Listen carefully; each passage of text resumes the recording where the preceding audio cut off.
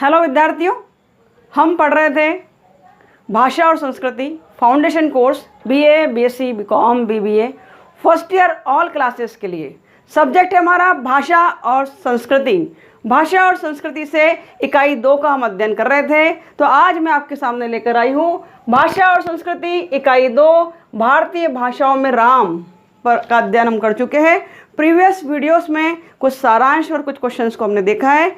आइए और भी महत्वपूर्ण प्रश्नों को हम देख रहे हैं आज पार्ट 2 में। नंबर 1 प्रश्न आपके सामने है, परीक्षा की दृष्टि से बहुत ही महत्वपूर्ण है।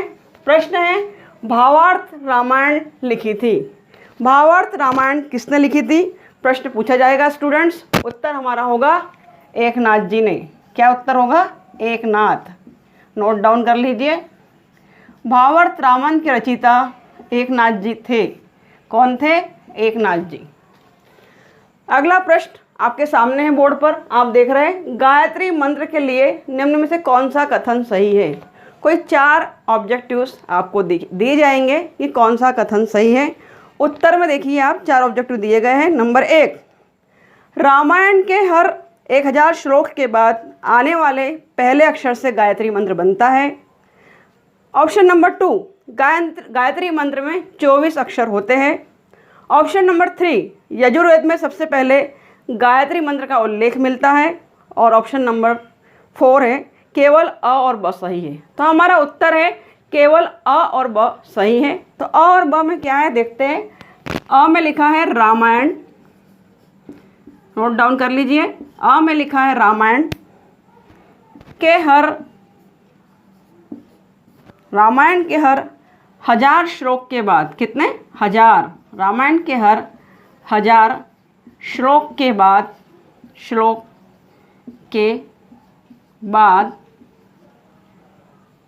आने वाले पहले अक्षर से गायत्री मंत्र बनता है। बाद आने वाले पहले अक्षर से गायत्री मंत्र बनता है। पहले अक्षर से गायत्री मंत्र बनता है। ऑप्शन अ और ब सही है, हमारा उत्तर था। 4 ऑब्जेक्टिव दिए गए हैं। गायत्री मंत्र बनता है। उत्तर अ। अब हम ब की बात कर रहे हैं। उत्तर अ और ब सही है, इसलिए ब में दिया गया है गायत्री मंत्र में 24 अक्षर होते हैं। ये उत्तर हमारा सही है। गायत्री मंत्र में कितने अक्षर होते हैं? 24 अक्षर। गायत्री मंत्र में 24 अक्षर होते हैं। अ और ब में ये सही है। एक प्रश्न ये भी बनता है इस पर कि गायत्री मंत्र में कितने अक्षर होते हैं? उत्तर आएगा 24 अक्षर। एक प्रश्न ये भी बनता है कि रामायण के हर श्लोक के बाद आने वाले पहले अक्षर से गायत्री मंत्र बनता है। तो किस अक्षर से बनता है? दूसरे, तीसरे, चौथे? तो आपको देना है पहले। अब देख रहे हैं हम, उस जंगल का नाम बताइए जहां भगवान राम और लक्ष्मण, देवी सीता सहित रुके थे। गायत्री मंत्र की हमने बात की इसके पहले। तो गायत्री मंत्र आप जानते होंगे। ओम भूर्भुवस्वः तत्सवितुर्वरेण्यं भर्गो देवस्य धीमहि धियो यो नः प्रचोदयात्। गायत्री मंत्र के बारे में एक महत्वपूर्ण बात और बता दूं आपको कि गायत्री मंत्र हमारे तीनों देव ब्रह्मा, विष्णु, महेश का सार है। किसका सार है? ब्रह्मा, विष्णु, महेश का। ब्रह्मा, विष्णु, महेश जी का भी सार है गायत्री मंत्र, याद रखिएगा। आगे बढ़ते हैं। उस जंगल का नाम बताइए जहां भगवान राम, लक्ष्मण और देवी सीता सहित वनवास के लिए रुके थे। उस जंगल का नाम है विद्यार्थियों दंडकारण्य। क्या है नाम? दंडकारण्य। दंडकारण्य। उस जंगल का नाम है दंडकारण्य, जहाँ पर भगवान राम वनवास के लिए जंगल में रुके थे। उसका नाम है दंडकारण्य। इसके बारे में कुछ और विशेष बात हम जान लेते हैं कि यह वन लगभग 36,000 वर्ग मील में फैला हुआ है। कितने? 36,000। कभी कभी पूछ लिया जाता है, एक और ऑब्जेक्टिव बन रहा है, कितने वर्ग मील में फैला हुआ है दंडकारण्य वन? तो वो फैला है 36,000 वर्ग फीट में फैला हुआ है, वर्ग मील में फैला हुआ है, जिसमें वर्तमान छत्तीसगढ़, उड़ीसा, महाराष्ट्र और आंध्र प्रदेश के कुछ हिस्से शामिल हैं। नई शिक्षा नीति में ऑब्जेक्टिव के आधार पर होने वाली एग्जाम के लिए ये प्रश्न बहुत महत्वपूर्ण है। आपने देखा। अगला प्रश्न देखते हैं, किस वैद्य ने भगवान राम को लक्ष्मण के प्राण बचाने के लिए संजीवनी बूटी के बारे में बताया था? किस वैद्य ने बताया था? तो हमारा उत्तर होगा सुषेण नाम के वैद्य जी है। सुषेण कौन है? सुषेण नाम के वैद्य है जिन्होंने भगवान राम को बताया था कि यही वैद्य लक्ष्मण जी की प्राण बचा सकते हैं। यह वैद्य जो सुषेण नाम के वैद्य है, राक्षस राज रावण की नगर लंका में रहने वाले थे। पूछा जाता है सुषेण वैद्य कहाँ रहते थे? तो रावण राज की लंका में रहते थे। उन्होंने ही संजीवनी बूटी के बारे में राम को बताया था। राम रावण युद्ध जब टर्निंग पॉइंट पे था उस समय, कौन सा? राम रावण युद्ध जब टर्निंग पॉइंट पे था उस समय लंकेश रावण के राम भक्त भाई विभीषण ने सुषेण वैद्य की जानकारी श्री राम को दी थी। भाई तो रावण के थे परंतु भक्त राम के थे, आप सभी जानते हैं। देखते हैं अगला प्रश्न, उस धनुष का नाम बताइए जिसका उपयोग भगवान राम ने सीता स्वयंवर में किया था। कुछ ऑब्जेक्टिव्स आपकी गाइड में गलत दिए गए हैं। इस ऑब्जेक्टिव का उत्तर गाइड या किताबों में दिया है दंड अरण्यकांड दिया है, लेकिन हमारा रूलार पांड दिया है, सॉरी रूलार पांड ऐसा कुछ दिया है उत्तर, लेकिन हमारा उत्तर होगा पिनाक। पिनाक नामक धनुष का। माता सीता जनक की पुत्री थी, उन्होंने धनुष अपने पास रखा था। पिनाक नाम के धनुष को ही राम ने सीता स्वयंवर में तोड़ा था। ठीक है, तो पिनाक शंकर जी के धनुष का नाम है जिसका निर्माण देवशिल्पी विश्वकर्मा ने किया था। पिनाक का निर्माण किसने किया था? विश्वकर्मा देवशिल्पी ने। देवशिल्पी, पिनाक का निर्माण देवशिल्पी ने किया था। यह धनुष राजा जनक के पास धरोहर के रूप में रखा गया था। इसी धनुष को श्री राम ने तोड़कर सीता जी से विवाह किया था और इस धनुष को लगभग 5000 लोग खींच कर लाए थे विद्यार्थियों। तो यह महत्वपूर्ण प्रश्न है। आइए देखते हैं और भी अगले प्रश्नों को। भारतीय भाषाओं में राम पर अगले महत्वपूर्ण प्रश्न देख रहे हैं, जिसमें आपको पूछा जा सकता है श्री रामचंद्र का जन्म कब हुआ था? तो चैत्र शुक्ल नवमी तिथि। जब भी पूछा जाए 4 ऑब्जेक्टिव आएंगे, आपको ध्यान रखना है चैत्र शुक्ल नवमी तिथि पर, चैत्र शुक्ल नवमी तिथि पर श्री राम जी का जन्म हुआ था। रामचरितमानस महाकाव्य है, खंडकाव्य है, पद्यकाव्य है, गद्य काव्य है। कुछ भी इस तरह 4 ऑब्जेक्टिव दिए जाएंगे, पूछा जाएगा तो आपको लिखना है रामचरितमानस एक महाकाव्य है। क्या है? आपको याद रखना है महाकाव्य है। कितने भी ऑब्जेक्टिव दे दे, हमको याद रखना है कि महाकाव्य है। ठीक है स्टूडेंट्स, आगे देखते हैं अगला प्रश्न। तुलसीदास जी की रचना का चयन करें। क्योंकि तुलसीदास जी ने राम पर वर्णन किया है तो ज़रूर तुलसीदास जी पर भी प्रश्न पूछे जाएंगे। तो तुलसीदास जी की कुछ रचनाओं को ज़रूर याद कर लीजिएगा। हो सकता है कि इसमें से कौन सी रचना तुलसीदास जी की नहीं है, कौन सी है, तो आप जब पढ़ेंगे तभी उत्तर दे पाएंगे। तो तुलसीदास जी की रचना का चयन करें। 4 ऑब्जेक्टिव्स आपको दिए गए हैं। विनय पत्रिका, पहला ऑब्जेक्टिव दिया है विनय पत्रिका। दूसरा दिया है गीतावली।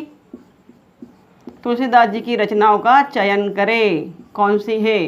क्या विनय पत्रिका है, क्या गीतावली है, क्या कृष्ण गीतावली है? अगला दिया है पहला, दूसरा, तीसरा दिया है कृष्ण गीतावली।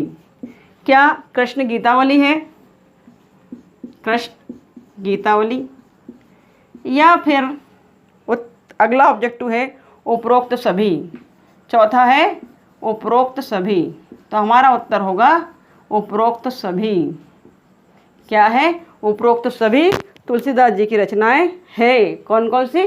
विनय पत्रिका है, गीतावली है, कृष्ण गीतावली है। सभी तुलसीदास जी की रचना है। सर्वप्रथम प्रभु श्री राम की कथा किस भाषा में लिखी गई थी? तो सर्वप्रथम प्रभु श्री राम की कथा हमारी जो लिखी गई है वो संस्कृत भाषा में लिखी गई थी। कौन सी भाषा में? संस्कृत भाषा में। हमारा उत्तर होगा सर्वप्रथम संस्कृत भाषा में लिखी गई थी।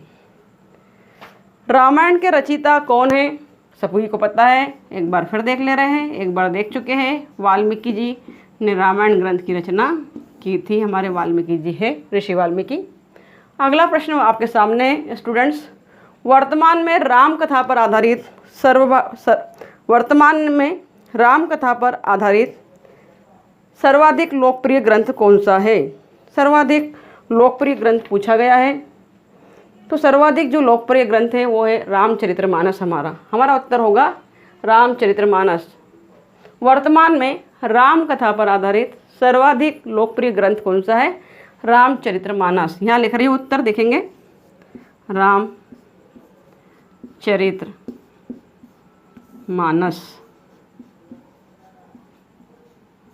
ठीक है,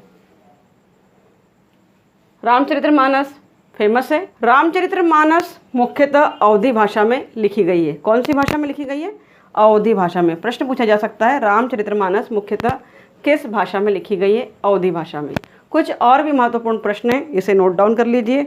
मैं आपके सामने उन प्रश्नों को बोल दे रही हूँ, आप लोग लिख लीजिए। भरत राम को मिलाने किस प्रसिद्ध स्थल पर गए थे? तो हमारा उत्तर होगा चित्रकूट। उत्तर लिखिए आप, चित्रकूट। अगला प्रश्न आपके सामने है, रामचरितमानस के रचयिता कौन है? तो रामचरितमानस के रचयिता हम पढ़ चुके हैं पहले ही। इसके पहले मुख्यतः अवधी भाषा में लिखा गया है, रचयिता गोस्वामी तुलसीदास जी है। फिर पूछा जाता है राम के पिता का नाम क्या था? उत्तर लिख लीजिए, दशरथ जी। वह अयोध्या के राजा थे। दशरथ कौन थे? अयोध्या के राजा थे। उनकी 3 पत्नियां थीं, कौशल्या, केकई और सुमित्रा। आप नोट डाउन कर लीजिएगा इन प्रश्नों को भी, कौशल्या, केकई और सुमित्रा। अगला प्रश्न विद्यार्थियों जल्दी जल्दी नोट करते चलिए, आपकी आने वाली एग्जाम के लिए बहुत बहुत बहुत महत्वपूर्ण है। वीणा बजाने में रावण सिद्धहस्त था। पूछा जाता है कि रावण का प्रिय वाद्य यंत्र कौन सा था? तो वीणा था। वीणा बजाने में वो माहिर थे। उन्होंने एक वाद्य यंत्र और भी बनाया था जिसे हम बेला या वायलिन कहते हैं। तो रावण ने कौन सा वाद्य यंत्र बनाया था? बेला या वायलिन। इस तरह आप लिख सकते हैं, बेला, जिसे हम बेला या वायलिन भी कहते हैं। अरे बारिश करवाओ रे भाई, कितनी गर्मी हो रही है, बहुत ज़्यादा गर्मी। ठीक है, बेला या वायलिन कहते हैं। इसका मूल रूप और प्रारंभिक रूप यही है। इसे हम इस वाद्य यंत्र को रावण हत्ता भी कहते हैं। रावण ने जो वाद्य यंत्र बनाया था, एक स्वयं वीणा तो बजाते थे, वीणा उनका प्रिय वाद्य यंत्र था। बेला या वायलिन बनाया था। इसे हम रावण हत्ता के नाम से भी जानते हैं। प्रश्न पूछ लिया जाता है कि रावण हत्या के अंतर्गत क्या क्या आता है? तो बेला या वायलिन रावण हत्या के अंतर्गत आता है। लक्ष्मण के पुत्रों के नाम क्या थे? अगला प्रश्न आपके सामने है, नोट डाउन करिए। लक्ष्मण जी के पुत्रों के नाम क्या थे? तो लक्ष्मण जी के पुत्रों के नाम अंगद तथा चंद्रकेतु थे। क्या थे? अंगद और चंद्रकेतु। लिख लीजिएगा आप, अंगद, ये लिख रही हूँ यहाँ पर, अंगद तथा चंद्रकेतु थे। अंगद और चंद्रकेतु।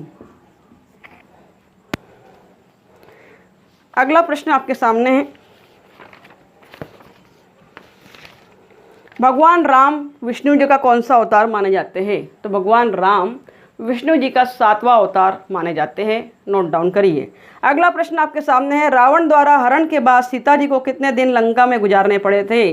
तो टोटल 435 दिन गुजारने पड़े थे माता सीता को रावण के पास। लंका जाने के लिए पुल बांधते समय श्री राम ने किस शिवलिंग की स्थापना की थी? तो जो शिवलिंग की स्थापना की थी वो थे रामेश्वरम शिवलिंग था।